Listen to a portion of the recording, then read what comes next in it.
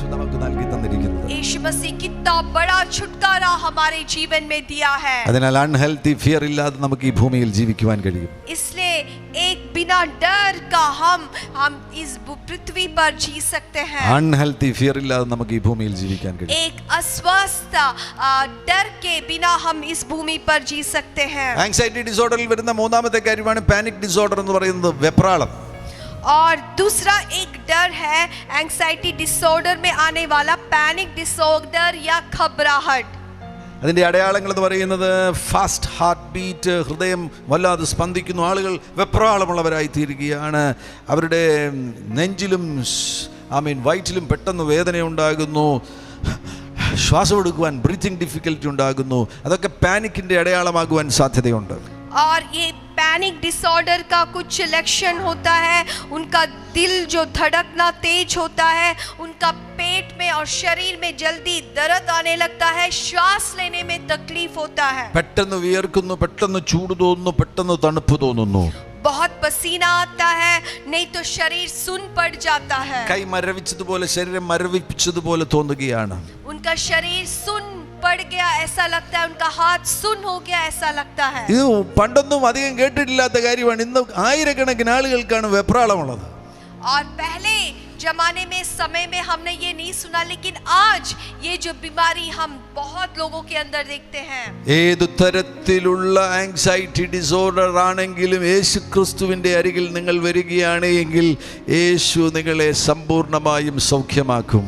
किसी भी तरह का एंग्जाइटी डिसऑर्डर से आप जा रहे हो, अगर आप यीशु मसीह के पास आते हैं, यीशु मसीह पूरा छुटकारा दे सकता है. വിശ്വസിക്കുന്നവർ കരങ്ങൾ ഉയർത്തി ഹല്ലേലൂയ പറയുക. जो लोग विश्वास करते अपने हाथों को उठाते हुए कहे हालेलुया. ഞാൻ മുന്നോട്ട് പോകട്ടെ.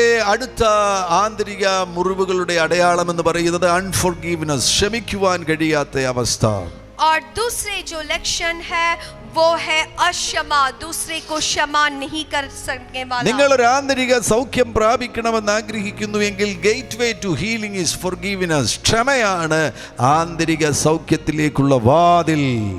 अगर आप एक आंतरिक चंगाई को प्राप्त करना चाहते हैं तो क्षमा है जिससे आप उस द्वार है, ऐसा द्वार है जिससे आप आंतरिक चंगाई को प्राप्त कर सकते हैं. അനേകർക്ക് ക്ഷമിക്കാൻ കഴിയുന്നില്ല, ഭാര്യയോട് ക്ഷമിക്കാൻ കഴിയുന്നില്ല, ഭർത്താവിനോട് ക്ഷമിക്കാൻ കഴിയുന്നില്ല, പപ്പായോട് ക്ഷമിക്കാൻ കഴിയുന്നില്ല, മമ്മിയോട് ക്ഷമിക്കുവാൻ കഴിയുന്നില്ല, പാസ്റ്ററോട് ക്ഷമിക്കുവാൻ കഴിയുന്നില്ല, ഓഫീസിലുള്ള ആ ജൂനിയർ വർക്കറോട് ക്ഷമിക്കുവാൻ കഴിയുന്നില്ല. അനേകർ അൺഫോർഗീവ്നെസ് ജീവിതത്തിൽ കൊണ്ടു നടക്കുകയാണ്.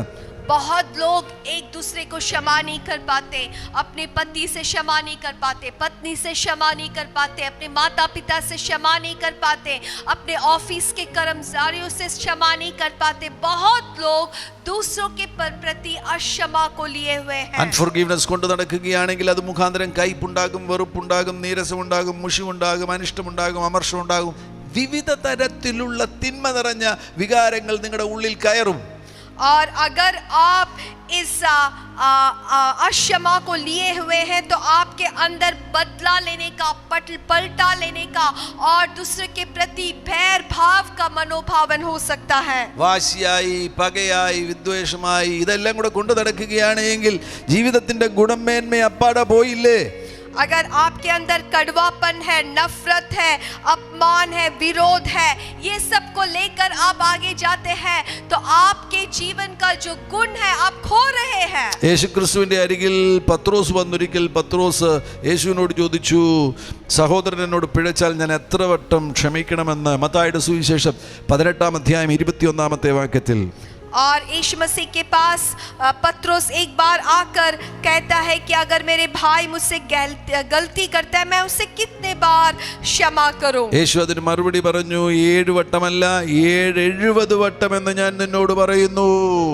तब यीशु मसीह ने उससे उत्तर दिया कि मैं तुमसे यह नहीं कहता कि 7 बार, वरन 7 बार के 70 गुना तक. ആമേൻ, ഹല്ലേലൂയ. അതിന്റെ അർത്ഥം എന്താണ്? ക്ഷമ എന്ന് പറയുന്നത് ലിമിറ്റ്ലെസ് ആണ്, ഇൻഫിനിറ്റ് ആണ്. എത്ര വട്ടം ക്ഷമിക്കണം? ലിമിറ്റ്ലെസ്. ആമേൻ. നീ ഉപദ്രവങ്ങൾക്ക് നീ വീണ്ടും വീണ്ടും വിധേയനായി തീരുമ്പോൾ വീണ്ടും വീണ്ടും ക്ഷമിക്കുവാൻ തയ്യാറാകുക. तो इसका अर्थ है क्षमा जो है उसका सीमा नहीं होता. अगर एक व्यक्ति बार बार आपके प्रति विरोधी विरोध में कार्य करते हैं तो आप क्षमा करना है। എഫേസ്യ ലേഖനം 4-ാമത്തെ അധ്യായത്തിലേക്ക് പോകുമ്പോൾ അവിടെ 31-32 വാക്യങ്ങളിൽ നമുക്ക് കാണുവാൻ കഴിയുന്നു. അവിടെയും ക്ഷമയെക്കുറിച്ച് പറഞ്ഞിരിക്കുന്നത് കാണുവാൻ കഴിയുന്നു. और एफिसियों की किताब उसका 4वां अध्याय उसका 31वां पद से भी हम देख सकते हैं, वहां पे भी क्षमा के बारे में लिखा है। എല്ലാ കയ്പും കോപവും ക്രോധവും കുറ്റാരവും ദൂഷണവും സകല ദുർഗുണവുമായി നിങ്ങളെ വിട്ടൊഴിഞ്ഞു പോകട്ടെ. നിങ്ങൾ തമ്മിൽ ദയവും മനസ്സലിവുമുള്ളവരായി ദൈവം ക്രിസ്തുവിൽ നിങ്ങളോട് ക്ഷമിച്ചതുപോലെ അന്യോന്യം क्षमिपीन। वहां पे लिखा है सब प्रकार के कड़वाहट और प्रकोप, क्रोध और कलंक और निंदा, सब बैर भाव समाप्त होकर दूर हो जाए। एक दूसरे पर कृपालय और करुणामय हो, जिससे परमेश्वर ने मसीह में तुम्हारे अपराध को क्षमा किया, वैसे ही तुम भी एक दूसरे के अपराध को क्षमा करो। നിങ്ങൾ മറ്റുള്ളവരോട് ക്ഷമിക്കാതിരിക്കുമ്പോൾ എഫേസ്യ ലേഖനം 4:30 പറയുന്നത് പോലെ പരിശുദ്ധാത്മാവിനെ നിങ്ങൾ ദുഃഖിപ്പിക്കുകയാണ്. Grieve the Holy Spirit. You are grieving the Holy Spirit. आप जब दूसरे व्यक्ति को क्षमा नहीं करते, जैसे वचन में लिखा है, आप पवित्र आत्मा को शोकित कर रहे हैं। ആമേൻ. അതിനാൽ മനഃപൂർവ്വമായി ക്ഷമിക്കുവാൻ തീരുമാനമെടുക്കുക. ക്ഷമിക്കുകയാണ് എങ്കിൽ നിങ്ങളുടെ ശരീരത്തിൽ വരെ സൗഖ്യം സംഭവിക്കുവാൻ പോകുന്നു. इसलिए आप जानबूझकर दूसरे व्यक्ति को क्षमा करने का निर्णय ले। अगर आप क्षमा करते हैं, आपके शरीर में भी आप उस चंगाई को प्राप्त कर सकते हैं। പല രോഗങ്ങളുടെയും പിന്നിലെ പ്രധാനപ്പെട്ട കാരണം എന്ന് പറയുന്നത് അൺഫർഗീവ്നെസ് ആണ്. बहुत सारे बीमारियों का पीछे का कारण है वो क्षमा नहीं करने का अवस्था। കഴിഞ്ഞ ദിവസം ഞാൻ പരാമർശിച്ചതാണ് മൈഗ്രെയിൻ തലവേദന. മൈഗ്രെയിൻ തലവേദനയുടെ പിന്നിലെ പ്രധാനപ്പെട്ട കാരണം അൺഫർഗീവ്നെസ് ആണ്. और पिछले दिनों में मैंने माइग्रेन की जो हेडेक है इसके बारे में कहा। माइग्रेन हेडेक का पीछे का कारण, बहुत बड़ा जो कारण है वो है अक्षमा, क्षमा नहीं करना। അങ്ങനെയുള്ള പല രോഗങ്ങളുടെയും പിന്നിൽ अनफॉरगिवनेस उल्लदिनाल क्षमिക്കുമ്പോൾ അത്ഭുതങ്ങൾ സംഭവിക്കും. इसलिए कई बीमारियों के पीछे ये अक्षमा होने के कारण जब आप क्षमा करते हैं, कई बीमारियों से आप चंगा हो सकते हैं। ലൂക്കോസിന്റെ സുവിശേഷം അതിന്റെ 21-ാമത്തെ അധ്യായം 21-ാമത്തെ അധ്യായം 19-ാമത്തെ വാക്യത്തിൽ യേശു തന്റെ ശിഷ്യന്മാരോട് പറയുന്നു, നിങ്ങൾ ക്ഷമ കൊണ്ട് നിങ്ങളുടെ പ്രാണനെ നേടും. और लूका उसका 21वां अध्याय उसका 19वां पद में यीशु मसीह अपने चेलों से कहता है, तुम क्षमा कर कर अपने प्राण को बचा सकते हैं। ആമേൻ. അത് അത്ഭുതകരമല്ലേ? അത് തന്നെയല്ലേ യേശു ആമേൻ നമുക്ക് മാതൃകയായി കാൽവരി ക്രൂശിലും ചെയ്തത്. और यही हमारे लिए यीशु मसीह ने कैलवरी क्रूस पर भी किया। അവിടുന്ന് ക്രൂശിലായിരുന്ന സന്ദർഭത്തിൽ ലൂക്കോസിന്റെ സുവിശേഷം 23:34 അവിടുന്ന് ഇങ്ങനെ പറഞ്ഞു, ഇവർ ചെയ്യുന്നതിന്നതെന്ന് ഇവർ അറിയായികൊണ്ട് ഇവരോട് ക്ഷമിക്കണമേ. और यीशु मसीह जब क्रूस पर था, यीशु मसीह ने इस प्रकार से कहा कि पिता, ये जो करते हैं, ये पिता इन्हें क्षमा कर, क्योंकि ये नहीं जानते कि ये क्या कर रहे हैं। നമുക്കുള്ള ഒരു ആഹ്വാനമാണത്. ലോകത്തിനുള്ള ഒരു വിളംബര സന്ദേശമാണത്. എല്ലാവരും തമ്മിൽ തമ്മിൽ ക്ഷമിപ്പീൻ. और यीशु मसीह के क्रूसीकरण में जो बात कहते हैं, ये हमारे लिए एक संदेश है, संसार के हर एक व्यक्ति के लिए संदेश है कि आप एक दूसरे को क्षमा करें। ക്രൂശിലേക്ക് നോക്കുക, നിങ്ങൾക്ക് കാണുവാൻ കഴിയും യേശുവിന്റെ ക്ഷമിച്ചുകൊണ്ടുള്ള പ്രാർത്ഥനയും സഹിച്ചുകൊണ്ടുള്ള മരണവും. आप जब क्रूस की ओर देखते हैं, उस क्षमा के साथ जो प्रार्थना और सहन करते हुए जो मृत्यु को आप देख सकते हैं। ക്ഷമിക്കാൻ കഴിയുന്നവൻ ഒരു സമ്മാനം ലഭിക്കും, സഹിക്കാനുള്ള കൃപ ലഭിക്കും. जो लोग क्षमा करते हैं उनको एक प्रतिफल मिलता है, वो है आप सह सकते हैं। ലോകം അറിയപ്പെടുന്ന നേതാവാകുന്ന നെൽസൺ മണ്ടേല 27 വർഷം പ്രിസണിലായിരുന്നു, തടവറയിലായിരുന്നു. और नेल्सन मंडेला जो संसार के जाने माने एक व्यक्ति है, वो 27 साल कारागृह में था. താൻ കള്ളനായിരുന്നില്ല, കൊലപാതകം ചെയ്തിട്ടില്ല, തട്ടിപ്പ് നടത്തിയിട്ടില്ല. താൻ തടവറയിൽ കിടന്നത് രാഷ്ട്രീയ കാരണങ്ങൾ മാത്രമായിരുന്നു. वो कोई चोरी नहीं किया, किसी का हत्या नहीं किया, लेकिन अपने राज्य के निमित्त उसको जेल में डाला गया. ഒരു മനുഷ്യന്റെ 27 വർഷം തടവറയിൽ പോയാൽ ആ മനുഷ്യൻ എന്തായി തീരും? आप देखिए, एक व्यक्ति को 27 साल जेल में डाल दिया जाता है, वो व्यक्ति फिर क्या बनकर वापस आएगा? 27 വർഷങ്ങൾക്ക് ശേഷമായിട്ട് നെൽസൺ മണ്ടേല തടവറ വിട്ട് പുറത്തോട്ട് വരുമ്പോൾ ഇങ്ങനെ പറഞ്ഞു, और 27 साल के बाद नेल्सन मंडेला वो जेल से जब बाहर आता है, इस प्रकार से कहा, As I walked out the door toward the gate that would lead me to my freedom. I knew if I didn't leave my bitterness and hatred behind, I would still be in prison. तो इस प्रकार से कहा, जब मैं उस jail के द्वार से, जब मैं बाहर में अपनी स्वतंत्रता में आ रहा था, मैं जानता हूँ कि अगर मेरे मन में मैंने कड़वाहट को और दूसरे के प्रति बैर को रखा हूँ, तब मैं अपने आप को ही जेल में डाल रहा हूँ. നെൽസൺ മണ്ടേല ഇതാണ് പറഞ്ഞത്, ഞാൻ എൻ്റെ തടവറയിൽ നിന്ന് പുറത്തോട്ട് വന്ന് സ്വാതന്ത്ര്യത്തിൻ്റെ തുറക്കപ്പെട്ട വാതിലിലൂടെ പുറത്തോട്ട് ഇറങ്ങുന്ന സന്ദർഭത്തിൽ പെട്ടെന്ന് എനിക്ക് മനസ്സിലായി, എൻ്റെ അകത്തുള്ള കയ്പും വിരോധവും 27 വർഷം തടവറയിൽ കടന്ന വേദനകളും ഞാൻ പുറകിൽ എറിഞ്ഞു കളയുന്നില്ല എങ്കിൽ വീണ്ടും ഞാൻ തടവറയിൽ പുറത്തു തുടരും, അതിനുള്ള സാധ്യതയുണ്ട്. तो नेल्सन मंडेला का ये कहना था, उस जेल के द्वार से जब मैं स्वतंत्रता की ओर आ रहा था, खुली में आ रहा था, मैं ये समझ रहा हूँ कि अगर मेरे मन से मैं कड़वाहट को, बैर को नहीं फेंकता, उसको पीछे नहीं फेंकता, तो मैं अपने आप को एक जेल में डालने के समान है. എത്ര നല്ല മാതൃക, कितने बड़े एक उदाहरण है. ബൈബിളിൽ പറഞ്ഞിരിക്കുന്ന ക്ഷമ നെൽസൺ മണ്ടേല ജീവിതത്തിൽ പ്രായോഗികമാക്കി. बाइबल में कहा हुआ क्षमा नेल्सन मंडेला ने अपने जीवन में ले लिया. അതുകൊണ്ട് അടുത്ത തുടർന്ന് ഉള്ള അനേകം വർഷങ്ങൾ സൗത്ത് ആഫ്രിക്കയുടെ പ്രസിഡന്റായിട്ട് അദ്ദേഹം തുടർന്നു. और उसके बाद बहुत साल तक वो साउथ अफ्रीका के प्रेसिडेंट थे. നിന്റെ മുൻപിലുള്ള ചില ഉയർച്ചകളുടെ തടസ്സമെന്ന് പറയുന്നത് നിന്റെ അകത്തെ അൺഫോർഗീവ്നെസ് ആണ്. आपके जीवन के ऊंचाई के लिए जो बाधा है, वो आपके जीवन का अक्षमा है. ക്ഷമിക്കുവാനും പൊറുക്കുവാനും നിങ്ങൾ തയ്യാറാകുക. आप जब दूसरों को क्षमा करते हैं, सहने के लिए आप अपने आप को तैयार करते हैं. അടഞ്ഞ വഴികൾ തുറക്കപ്പെടുവാൻ പോകുകയാണ്. आपके सामने जो दरवाजा बंद है, प्रभु वो खोल देगा. ഒരിക്കൽ ഞാനൊരു ശുശ്രൂഷയിലായിരുന്ന സന്ദർഭത്തിൽ एक समय में एक सेवकाई में था, ക്ഷമയെക്കുറിച്ച് ഞാൻ പഠിപ്പിക്കുകയായിരുന്നു. मैं क्षमा के बारे में सिखा रहा था. പെട്ടെന്നൊരു ആത്മസാന്നിധ്യോടെ വെളിപ്പെട്ടു. वहां पर बड़ी एक परमेश्वर की उपस्थिति था. ആളുകൾ ആത്മാവിൽ ആരാധിക്കുവാൻ തുടങ്ങി. लोग आत्मा में आराधना करने लगे. ഒരു സഹോദരി കരഞ്ഞോട് മുന്നോട്ട് ഓടി വന്നു. एक बहन रो कर आगे की ओर दौड़ कर आए. അടുത്ത നാളുകളിൽ രക്ഷിക്കപ്പെട്ട ഒരു സഹോദരിയായിരുന്നു. वो पिछले दिनों में ही उद्धार को पाया था. അവൾ പറഞ്ഞു, പാസ്റ്റർ ഞാനൊരു ദർശനം കാണുന്നു. उसने इस प्रकार से कहा कि पास्टर जी मैं एक दर्शन को देख रहा ആ हूँ, ദർശനത്തിൽ ഞാനൊരു തടവറയാണ് കാണുന്നത്. ആ തടവറ എൻ്റെ ഹൃദയത്തിലാണ്.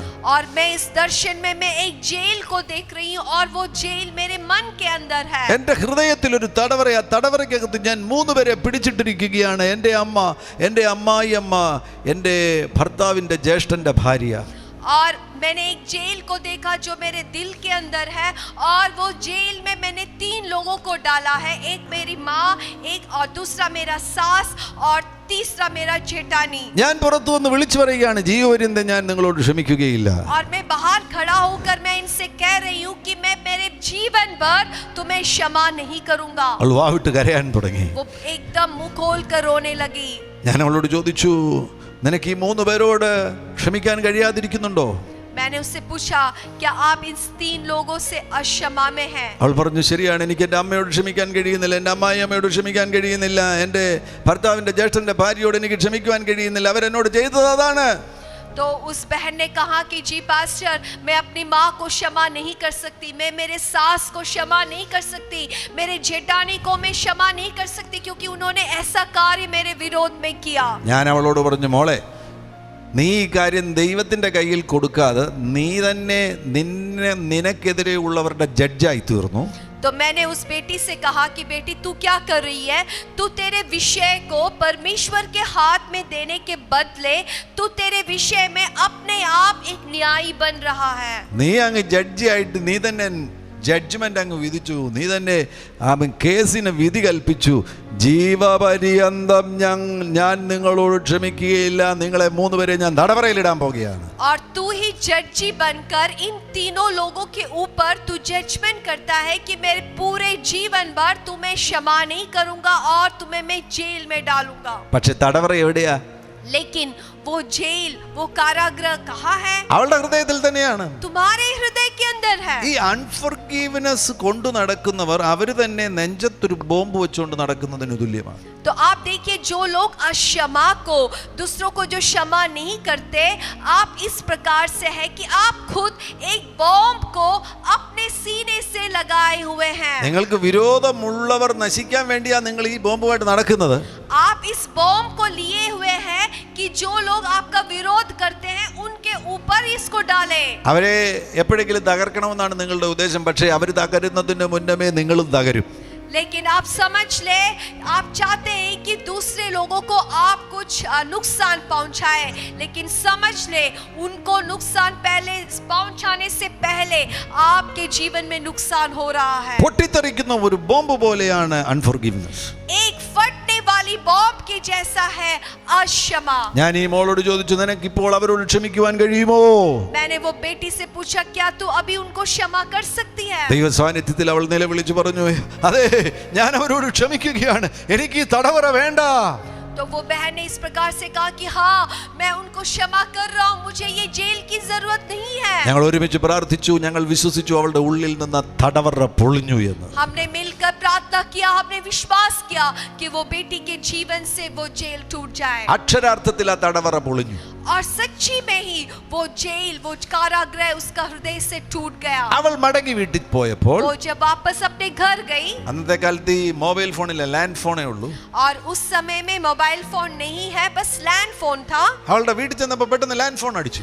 और वो घर में गई, कुछ समय के बाद वो लैंड फोन रिंग करने लगी. ഫോൺ എടുത്തപ്പോൾ जब फोन लिया, അവിടെ അമ്മായിയമ്മ उसके सास थी. 6 വർഷമായി സംസാരിച്ചിട്ടില്ല, 6 साल से बात नहीं किया, 6 വർഷമായി വിളിച്ചിട്ടില്ല. 6 साल से वो कभी नहीं बुलाई. ഇവളിവിടുന്ന് അമ്മയെന്ന് അങ്ങോട്ട് വിളിച്ചു. तो ये यहाँ से माँ कर कर बुलाई. ശബ്ദം കേട്ടപ്പോൾ അമ്മ അവിടെ നടുങ്ങി. तो जब इसके आवाज को सुना, वहां पर माँ भी घबरा गई. അമ്മ പറഞ്ഞു, ഓ നമ്പർ തെറ്റിയല്ലോ. तो माँ ने कहा, ओ मैंने गलत नंबर लगाया. അപ്പൊ ഇവള് പറഞ്ഞു, മമ്മി നമ്പർ തെറ്റിയില്ല, കറക്റ്റ് ആളിനെയാ വിളിച്ചിരിക്കുന്നത്. तो इसने कहा कि मम्मी, आपको गलती नहीं हुआ है, नंबर गलत नहीं है, आप सही व्यक्ति को ही बुलाया है. ഇവിടെ ഹൃദയത്തിൽ തടവറ പൊളിഞ്ഞു കഴിഞ്ഞപ്പോൾ അമ്മായിയമ്മ അവിടെ നമ്പർ അടിച്ചപ്പോ തെറ്റിപ്പോയി. आप देखिए, यहाँ पे ये बहन के मन में जो जेल टूट गया, तो सास जब नंबर लगाई, गलत हो गया नंबर. അവര് തമ്മിൽ അന്യോന്യം സംസാരിച്ച് അവിടെ കരച്ചിൽ ഇവിടെ കരച്ചിൽ, ക്ഷമ ചോദിച്ചു, ബന്ധങ്ങൾ പുനഃസ്ഥാപിക്കപ്പെട്ടു. और उन दोनों में एक दूसरे के साथ बातें किया, रोने लगा, एक दूसरे से क्षमा किया, और वो रिश्ता जुड़ गया. നിങ്ങൾ ക്ഷമിക്കുവാൻ തയ്യാറാകുമ്പോൾ ബന്ധങ്ങൾ പുനഃസ്ഥാപിക്കപ്പെടും. जब आप क्षमा करने के लिए तैयार हो जाते हैं, आपके रिश्ते जुड़ जाएंगे. 30 വർഷങ്ങൾക്ക് മുന്നേ ഞാൻ യേശുക്രിസ്തുവിനെ രക്ഷകനും കർത്താവുമായി സ്വീകരിച്ചപ്പോൾ, 30 साल पहले जब मेरे यीशु मसीह को अपना उद्धारकर्ता प्रभु स्वीकार എന്റെ किया, ജീവിതത്തിൽ വലിയൊരു പരിവർത്തനം ഉണ്ടായി. मेरे जीवन में बहुत बड़ा एक परिवर्तन ഞാൻ हुआ. ചെയ്ത തെറ്റുകളെല്ലാം എന്റെ കണ്ണിന്റെ മുൻപിൽ വീഡിയോയിൽ കാണുന്നത് പോലെ വരികയാണ്. मैंने जो जो गलती किया, वो सब मेरे आगे एक वीडियो के समान आने लगा. ഒരു രാത്രിയിൽ ഹോസ്റ്റലിൽ ഒരു രാത്രി മുഴുവൻ ഇരുന്ന് കരഞ്ഞ ഓരോരോ തെറ്റുകൾക്ക് ഞാൻ പാപക്ഷമ കർത്താവിനോട് ചോദിച്ചു. और एक रात, पूरे रात मैंने बैठकर एक एक पाप के लिए मैंने प्रभु से क्षमा मांगा. വൈറ്റ് കർണൈ ആമേൻ മുട്ടയിൽ ഇരുന്നോണ്ടാ, ഇങ്ങനെ മുട്ട പൊങ്ങി ഇരുന്നുകൊണ്ട് ഞാൻ ക്ഷമ ചോദിച്ചു. मैं घुटने में बैठकर इस प्रकार से रोकर क्षमा मांगा. അപ്പോഴാണ് ദൈവത്തിന്റെ ആത്മാവിനോട് പറഞ്ഞത്, उस समय पवित्र आत्मा मुझसे कहा, നീ നിന്റെ പിതാവിനോടും മാതാവിനോടും ക്ഷമ ചോദിക്കണം. तुम अपने माता पिता से क्षमा मांगना നീ है. അവരോട് ചെയ്ത തെറ്റുകൾക്ക് ക്ഷമ ചോദിക്കണം. तुमने जो जो गलती उनके विरोध में किया, क्षमा എന്നെ मांगना കേൾക്കുന്ന है. യൗവനക്കാരോട് ഞാൻ പറയുകയാണ്, मुझे सुनने वाले जवान, मैं आपसे कहना चाहता हूँ, നിന്റെ പപ്പായും മമ്മിയും അറിയാതെ നീ എന്തൊക്കെ കുരുത്തക്കേടുകളാ കാണിക്കുന്നത്.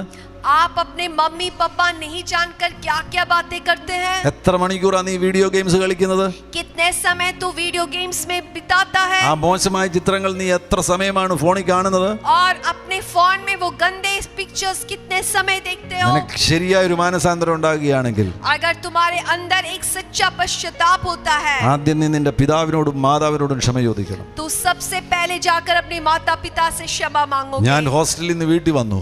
मैं हॉस्टल से जब घर आया, എൻ്റെ പിതാവിൻ്റെയും മാതാവിൻ്റെയും കാലയിൽ വീണ് കിടന്നാ ഞാൻ ക്ഷമ ചോദിച്ചു, നിലത്ത് കിടന്നാ ഞാൻ ക്ഷമ ചോദിച്ചു. मैं जब वापस आए मेरे मम्मी पापा के पैरों पे गिर कर मैंने क्षमा मांगा. അങ്ങനൊന്നും വേണമെന്നില്ല, പക്ഷെ എനിക്ക് അങ്ങനെ അങ്ങ് തോന്നി അന്ന് ചെയ്യാൻ. ऐसे करने की जरूरत नहीं है, लेकिन उस दिन मुझे ऐसा लगा. അവര് കരയാൻ തുടങ്ങി, ഞാൻ കരയാൻ തുടങ്ങി. वो भी रोने लगे, मैं भी रोने लगा. ഞാനൊരു കടക്കാരന്റെ അരികിൽ നിന്ന് ബ്രെഡ് വാങ്ങിയിട്ട് 2-3 രൂപ കൊടുക്കാതെ ഇരുന്ന കാര്യം വരെ കർത്താവ് എന്നെ ഓർപ്പിച്ചു.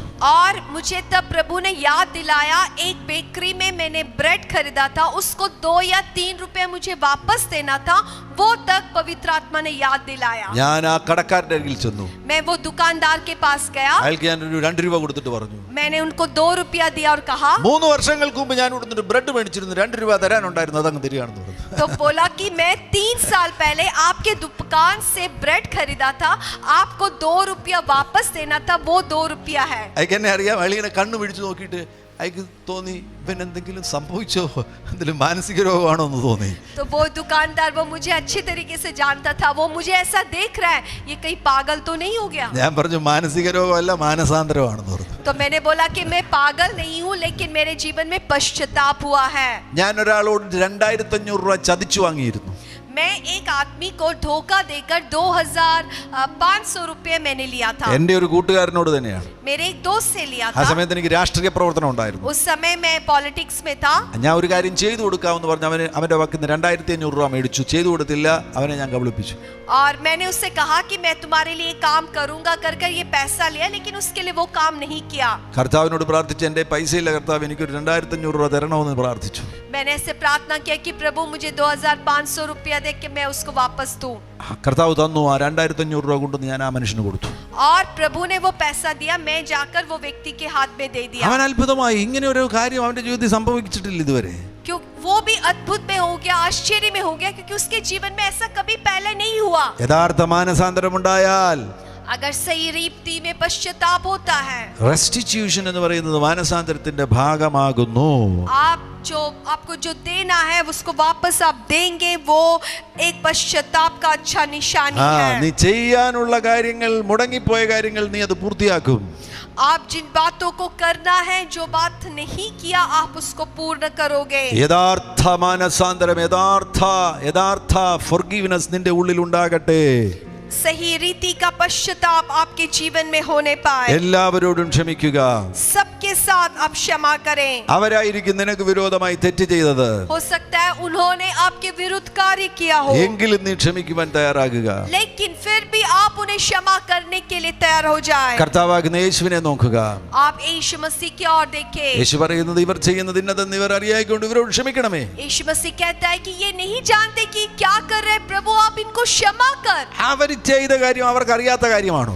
क्या वो जो कर रहे वो नहीं जानते थे? ഈ പീലാത്തോസിന്റെ ഭാര്യ സ്വപ്നം കണ്ടിട്ട് ഉള്ള കാര്യം വന്ന് പറഞ്ഞതല്ലേ? ये पिलातोस की जो पत्नी, उसने सपना देखकर आकर कहा था. അയാൾ അറിഞ്ഞോണ്ടല്ലേ യേശുവിനെ ക്രൂശിക്കാൻ വേണ്ടി വിട്ടുകൊടുത്തത്. वो जानबूझकर यीशु को मारने के लिए दिया. ഈ പുരോഹിതന്മാരും മത നേതാക്കന്മാർക്കും അവർക്ക് പഴയ നിയമം മുഴുവൻ അരച്ചു കലക്കി അറിയാമല്ലോ. ये महायाजक लोग और ये जो प्रमाणी लोग हैं, वो पुराने नियम सब कुछ जानते थे. അവരുടെ മുൻപിൽ നിൽക്കുന്നത് മശിഹയാണെന്ന് അവർക്ക് നന്നായിട്ട് അറിയത്തില്ലേ? वो अच्छी तरीके से जानते हैं कि उनके सामने जो खड़ा है वो मसीहा है. അവർ ഇതെല്ലാം അറിഞ്ഞുകൊണ്ടാണ് ചെയ്തത്. वो ये सब कुछ जानकर किया है. അവന്റെ മുഖത്തു നിന്ന് താടിരോമം പിഴുത് പറിച്ചത് അറിഞ്ഞുകൊണ്ടാണ്. और उसके मुंह से जब दाढ़ी वो निकाल रहे, वो जानबूझकर करते हैं. അവന്റെ തലയിൽ മുൾക്കിരീടം അടിച്ചിറക്കിയത് അറിഞ്ഞുകൊണ്ടാണ് അവർ ചെയ്തത്. और वो जो कांटों का जो किरीट उसके शरीर में माथे पर रखा, वो जानबूझकर किया. യേശുവേ ക്രൂശിൽ നിന്ന് ഇറങ്ങി വാ എന്ന് അവർ യേശുവിനെ പരിഹസിച്ച് പറഞ്ഞത് അറിഞ്ഞുകൊണ്ടാണ് അവർ ചെയ്തത്. और यीशु मसीह को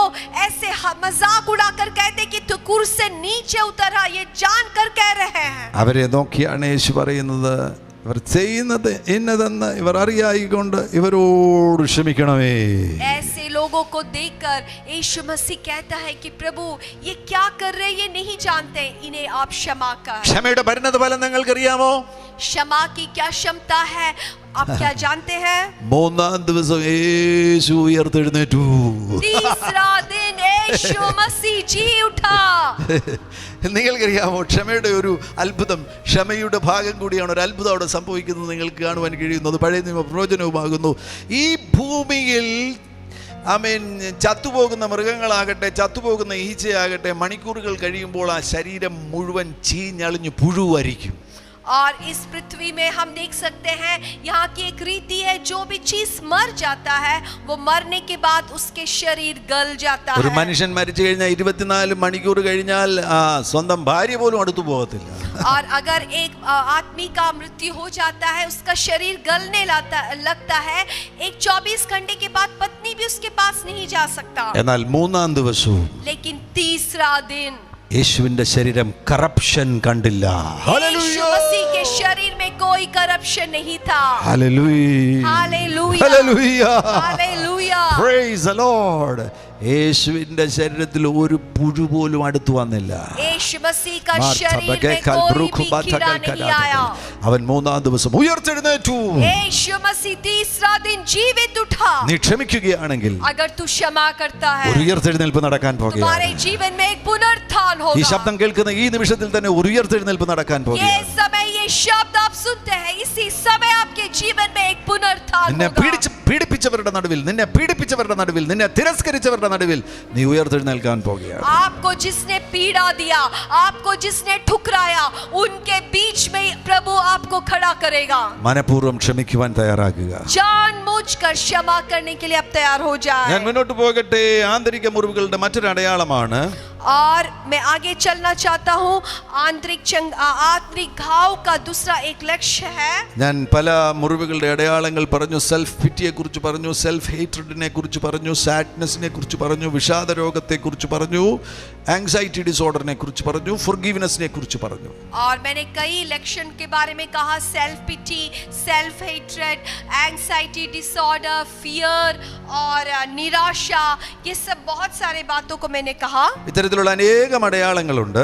ऐसे कई लक्षण हैं. ചില കാര്യങ്ങൾ കൂടെ പറഞ്ഞ് ഞാൻ പ്രാർത്ഥിക്കാൻ പോകുകയാണ്. और कुछ बातों को बोलने के बाद मैं प्रार्थना करने जा रहा हूँ. ഇതിന്റെ സമാപന എപ്പിസോഡിൽ കോസസ് ഓഫ് ഇന്നർ വൂണ്ട്സ്, എന്തുകൊണ്ട് മുറിവുകൾ ഉണ്ടാകുന്നതിന്റെ കാരണങ്ങളെ കുറിച്ച് ഞാൻ പഠിപ്പിക്കുന്നതായിരിക്കും. और इसके अंत के जो एपिसोड में क्यों ये आंतरिक घाव होते हैं, इसके बारे में मैं कोसेस ऑफ इनर वुंड्स का बारे में पढ़ाऊंगा. മറ്റൊരു ആന്തരിക മുറിവിന്റെ അടയാളം ലൈംഗിക മേഖലയിൽ വരുന്ന പരാജയങ്ങൾ.